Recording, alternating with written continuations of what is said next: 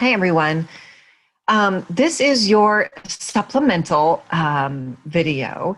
So this is essentially the material from week 5 that we were unable to go through. And so I want you to just enjoy it as much as you can. I'm just going to go through some things primarily about the evaluation, and we will hit the fun statistical stuff next week when we meet in person. So I want to remind you, I did talk about just kind of how the CQA assignment will be graded, that it will essentially be, was there a relatively thorough attempt to answer the question and its subcomponents based on the article. So I'm looking for a paragraph, not like a 2-sentence paragraph, but like, 4 or 5 sentences, maybe 2 paragraphs if you really want to go for it. And then was there an attempt to integrate or rely on what we learned in class so far, which is not a lot, right? So your first attempt at the CQA may not have a lot of class material. And then I also wanted to let you know, you asked me whether there was a how-to resource for evaluations.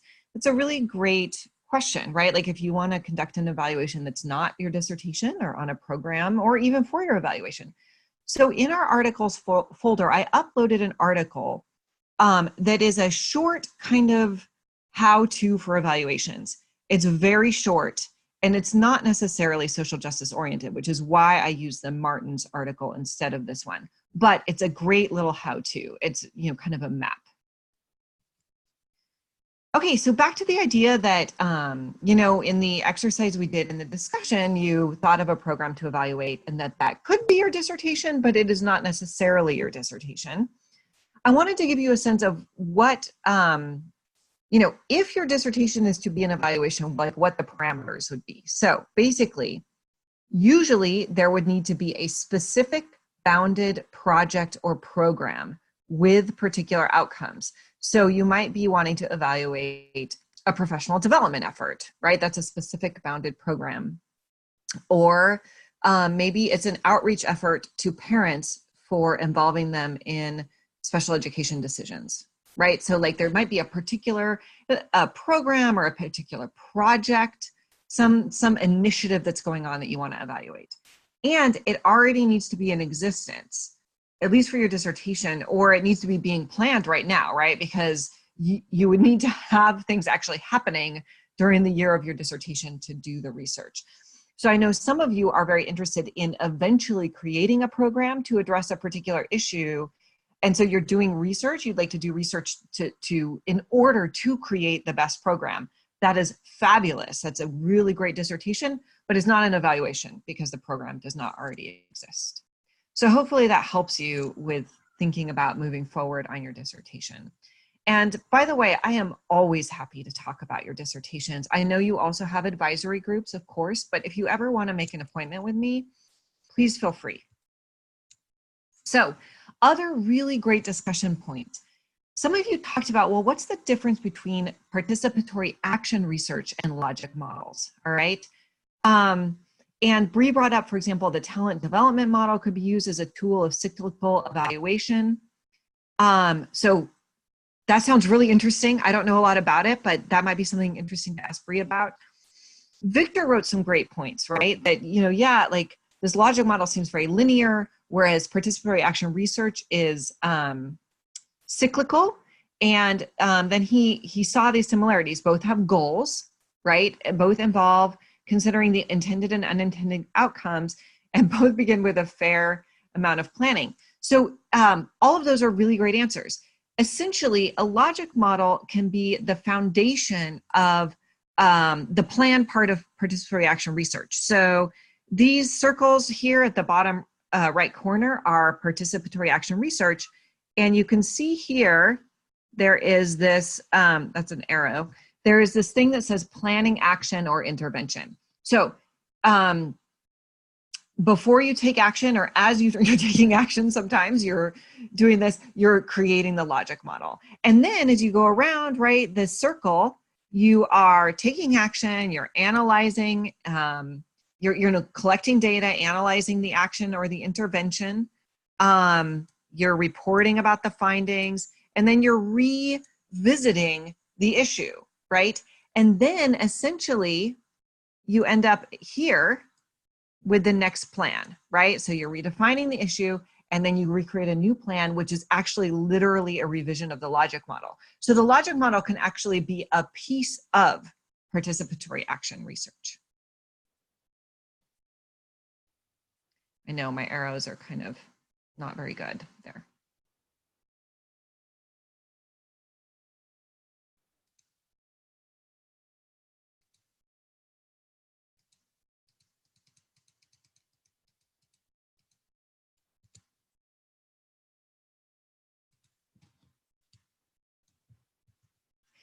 Okay. Another question you asked and answered was, what is the purpose of the logic model? Like, when do you do it and how is it framed in general research? Also, what is the relationship between a fishbone and a logic model? And I really love your answers. I want to highlight those and then I will talk a little bit about it. So Katie said, the purpose of a logic model is to visualize the outcome or intended purpose of the program to determine if it's actually being achieved. I mean, that's a very clear way to say it. It's absolutely true. The thing is, and I mean, it may seem kind of obvious, but in many cases, people come up with programs without actually clearly articulating the outcomes and the actions and processes by which those outcomes are going to be achieved. And so because of that, it is very hard to know if you've actually achieved the outcomes. Ari wrote, I understand them to be a tool to examine the mechanisms of a program, to see how the constituent parts are organized, are related, and impact one another. I like this because this is also true, especially a theoretically grounded logic model. You are able to see, like, well, I'm hypothesizing in some ways that this action is going to affect this maybe intermediate outcome, which will then affect this intermediate outcome. And a lot of times there's theory that's connecting those, that's saying engaging in projects is going to increase student engagement, and increased student engagement is going to increase achievement, or something like that.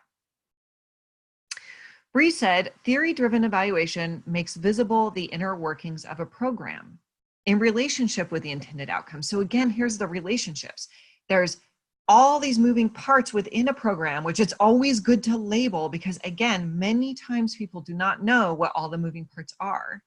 And then how are those related to these outcomes we want? Sometimes there's moving parts or actions that actually aren't very well related to the outcomes, and then we can remove them. Or maybe that we are missing actions that are necessary for particular outcomes. And Kim wrote, the purpose of a logic model is to assist researchers with theory-driven evaluation. Nice citation there. Logic models are graphic organizers that assist researchers to visually capture the multiple steps necessary to examine whether a program will do what it is intended to accomplish. So yes, right? Like this is an argument also. And it's really important because logic models can be used to communicate to outside constituents and within, right? Like as a tool to understand, like, do we all understand what we are doing here? And when I do evaluation, I almost always build a logic model with the participants in concert with them, right? Because I believe in more of a community-based research evaluation. And together we think through, are these actions going to reasonably lead to these intermediate outcomes? What are the mechanisms by which they're doing it? What's the theory and research that underlies that? Are these really the outcomes that you want, et cetera, right? So it's a really great way to think through and have everyone be on the same page of what it is this program is and what it's not. So some of the questions you asked had to do with timing. And I loved those questions. I thought they were really wise, right? So ideally, this green one is the ideal, right? The program is created based on theory and research. So in this one, starting on the very left, you start with a fishbone, which I think you've done before, right? So all of the possible barriers, all of the possible issues, everything that's going wrong, like that we need to fix, right? You look at that fishbone and you determine which issue or barrier you want to address. And then you examine the literature, and maybe it's not just research, but maybe you talk to other people about how they might address that. From that research, you devise a logic model, a theoretically driven understanding of what kinds of actions are going to lead to what kinds of outcomes. Within that, as you create the logic model, you also create a research question so that eventually you know what you're trying to evaluate and how you're evaluating it. Then you create the program, right? Again, this is the ideal timeline. And then finally, of course, as the program is running, you do evaluation. Now, most of the time it happens the orange way, where the evaluation happens after program creation. So a group of really great and smart people engage in creating a program. It's not necessarily clearly delineated with an action model. It's not necessarily based on the literature. Then a logic model is created in the process of, you're doing the program, and maybe an evaluator comes in and helps you create a logic model and then conducts the evaluation. And that happens quite a lot in programs I evaluate. Maybe for some of you, I know some of you are in jobs where you do evaluation or where you have programs that are evaluated, and maybe you are doing the first one. It'd be great to hear about it. You could make comments. So the research question driving our evaluation, and I'm sorry I didn't come up with these with you, but research questions for evaluation are fairly standard. The first one is, to what degree is the program meeting stated outcomes? So we're just going to essentially be measuring these outcomes with the undergraduate student. And the second question, and this is harder to answer quantitatively, but we might ask some open-ended questions, which is, what aspects of the program play a key role in these outcomes? So really finding out from students, well, what is it about the program that is leading to certain kinds of outcomes? So back to the evaluation. Oh, actually, you haven't seen this yet. So this is the logic model that I created out of the brainstorm we did with Dr. Garbesi. And you can see, I'm going to pause, you can pause this and really read it, but I'll just, kind of go over the big areas are the pedagogical approach. So there's the head, the hands, and the heart. The projects, so in addition to, and all of the students, Dr. Eric Helgren, the chair of the physics department, we went through a dialogue, and this is really important in terms of community, right?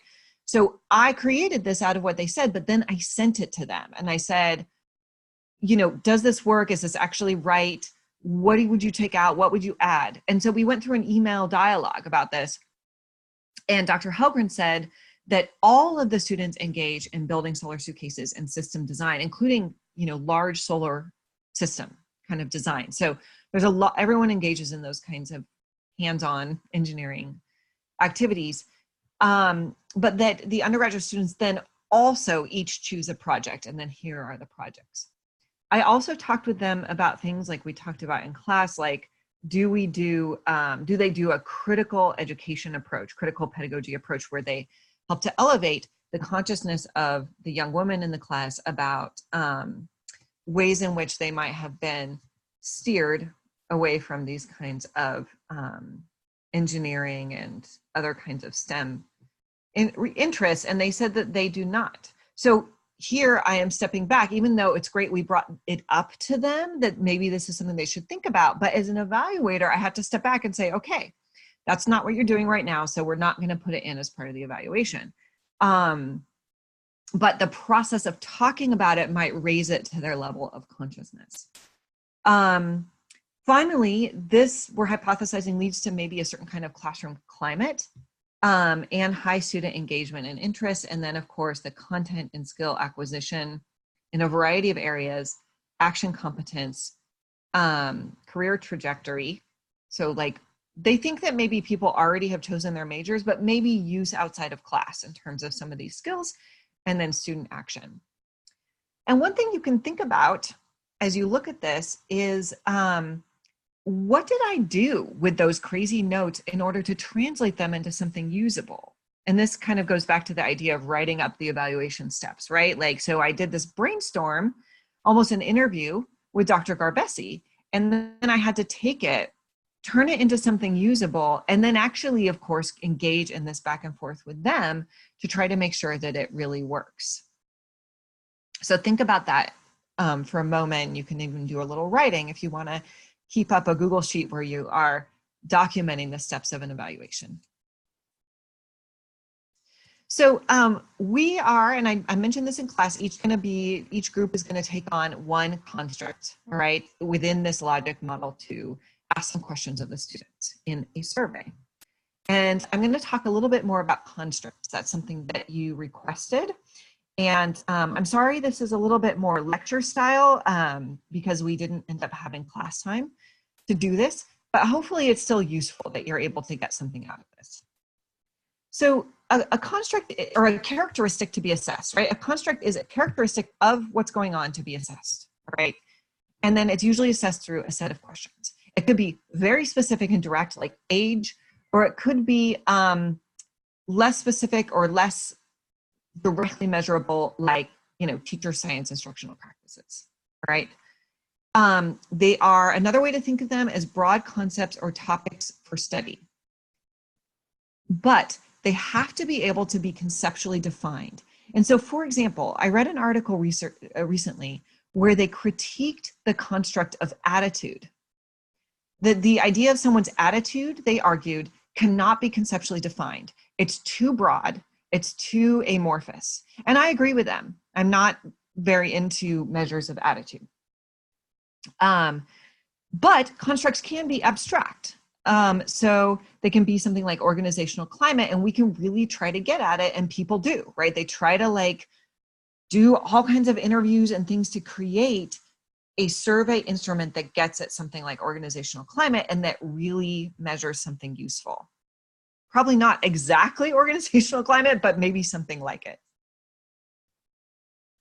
So they can be behaviors. You can ask people about their behaviors. You can ask them about their opinions. You can ask them about their feelings or beliefs or values. You can ask them about their knowledge. Of course, constructs can also be content knowledge, like in an examination. And they can be abstract concepts like self-efficacy. So I told you in class, each group will be assigned one construct from the logic model. And I am hoping that using the resources you have at hand, your group will construct a definition. Now, I don't expect you to know everything about this construct, but I would like you to use the resources you have at hand. You may look up an article or two. You don't need to read it all the way through, just kind of extract an idea. You might use the internet, and you might also write Dr. Garbesi a question. So I'm going to make sure that's okay with her, and I'll email you about it, but I'm pretty sure it will be fine. So here are the groups. Now remember, I looked through all of your awesome cards with where you work and what you do and your interests to try to assign this, hoping that there's a little bit of overlap. But if you'd like to be with a different construct or in a different group, let me know. So here are, I'm going to talk through these. Laquita and Bree, I thought you could work with the role of project participation in the outcomes. So you saw in the logic model, there were these lists of projects that students did.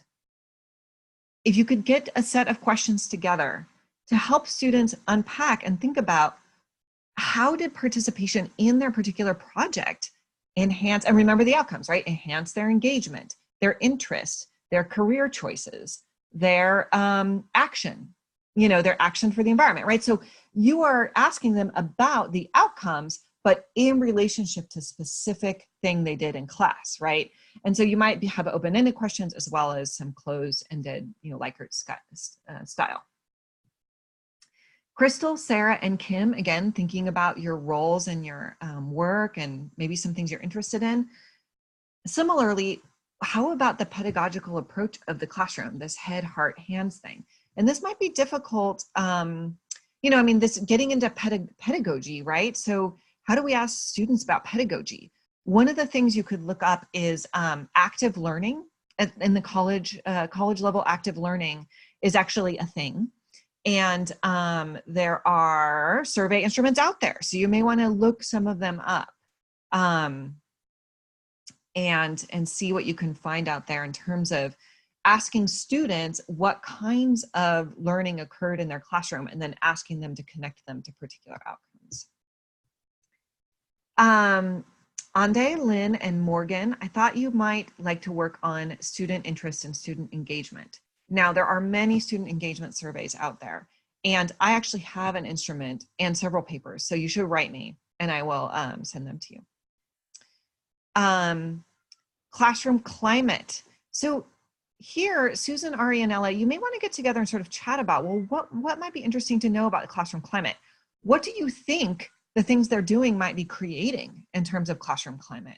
Is it creating a climate of where people feel encouraged to move across boundaries, right? To be brave, as someone so wisely put it in class? Is it creating a classroom climate where risk-taking is happening more, right? So, and again, there are definitely papers out there with classroom climate, but you will have to really think about, well, what kind of classroom climate are we interested in here to ask students about? Now, content and skill acquisition is something that Eric, Dr. Helgren, and Dr. Garbesi are creating because they know the content, of course, much better than we do. Now, use outside of class. So that seems kind of strange thing to say, Kristen, William, and Katie, but what we're thinking about is like, do students apply any of these things outside of class? Do they take some engineering ideas? Do they do any kind of construction? Have they increased, since we're doing a post survey, have they increased their use of these kinds of skills over the course of the class? And you can ask them these kinds of questions. You may end up needing to email Dr. Garbesi to ask her, you know, maybe what are some of the things they might expect to increase over the course of the class. Now, Michael and Salim, I very specifically thought you might be interested in action competence because of the way in which discourse is involved. There are a lot of articles on action competence. Please email me. I will send them all to you. It's an interesting construct in environmental education research. There are a few, there's like one survey, it's not very good. So I want you're gonna be thinking about and creating some survey items around how these students might increase their competence or efficacy or self-efficacy around environmental action. And then Victor and Richard, I thought you might be interested in coming up with some questions for students around, are they engaging in action? Are they actually doing any additional actions after, you know, going through this class? Environmental action, action for their community, these kinds of things.